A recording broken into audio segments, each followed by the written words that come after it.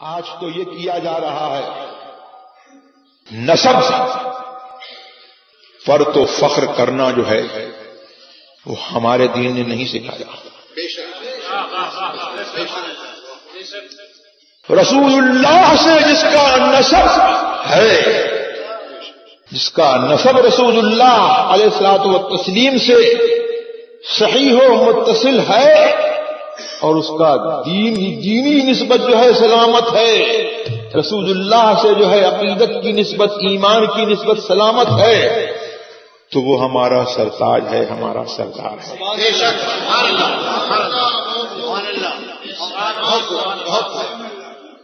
لیکن نسب پر فخر و مباحات نہ ہمارے نبی نے سکھائی، نہ ہمارے خدا نے سکھائی، نہ ہماری شریعت میں یہ بات آئی۔ نسب پر فخر و مباحات کرنا جو ہے وہ حرام قطعی ہے،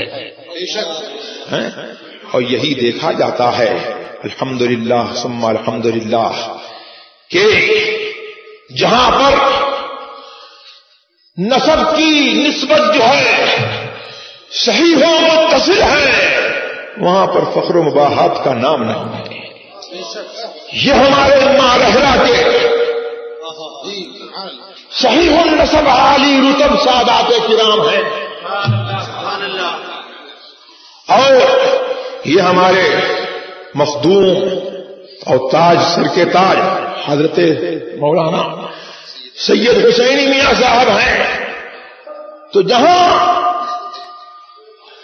نسب کی نسبتیں مستحکم ہوتی ہیں، وہاں پر رسول اللہ صلی اللہ تبارک و تعالی علیہ وسلم کے دین کی نسبت اور ان کے دین کی تحفظ اور دین کی امانت بھی جو ہے ان کو سپرد کی جاتی ہے۔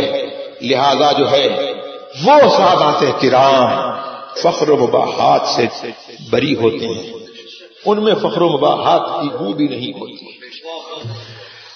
اور تو یہ نسب رسول اللہ سے جو ہے یہ تو جملہ مطردہ آ گیا، رسول اللہ سے جس کا نسب ہے بہت بڑی بات ہے، لیکن سب سے بڑی بات یہ ہے کہ دین کی نسبت سلامت ہو۔ اگر دین کی نسبت سلامت ہے تو وہ نسب کی نسبت بھی سلامت ہے۔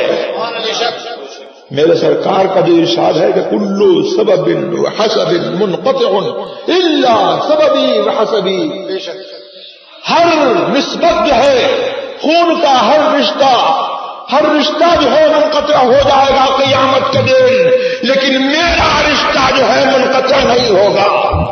یہ کس کے لیے ہے؟ یہ اس کے لیے ہے جو اس دنیا سے اپنا مسلک، اسی کا رشتہ جو ہے منقطع نہیں ہوگا۔